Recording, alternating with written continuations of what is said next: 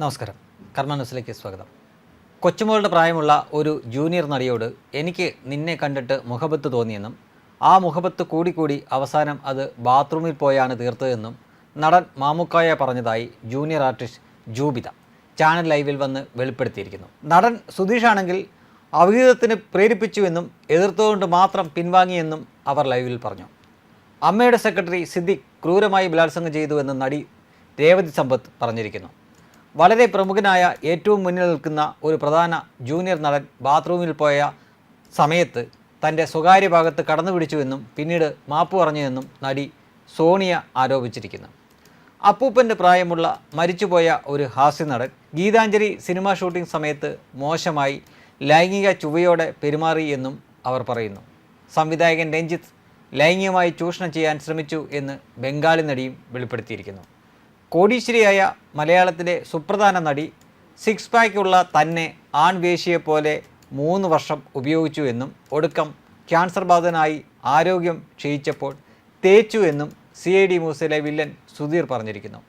നിരന്തരമായ ഇത്തരം വാർത്തകൾ കണ്ടിട്ട് മനസ്സിലാകുന്നത് ഉത്തമന്മാരായ ബൗദ്ധിക ജീവികളുടെ മലയാള സിനിമ ഇൻഡസ്ട്രി വാസ്തവത്തിൽ ഒരു കൂട്ടം കാമപ്രാന്തന്മാരുടെ ആഭാസ കേന്ദ്രമായി അധപതിച്ചിരിക്കുന്നു എന്നതാണ്.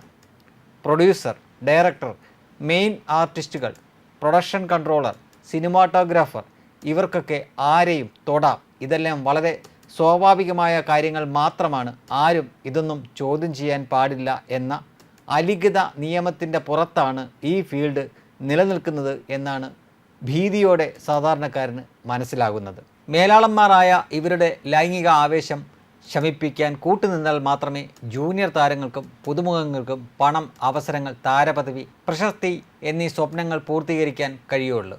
അതിനായി സ്വന്തം മക്കളെ കാഴ്ചവെക്കാൻ അമ്മമാർ തന്നെ നിർബന്ധിതരാകുന്നു. 12-13 വയസ്സുള്ള കുട്ടിതാരങ്ങളെയും പാട്ടുകാരുടെയും അമ്മമാർ വരെ ചാൻസ് ഉറപ്പിക്കാൻ വേണ്ടി ചൂഷണം ചെയ്യപ്പെടുന്നു.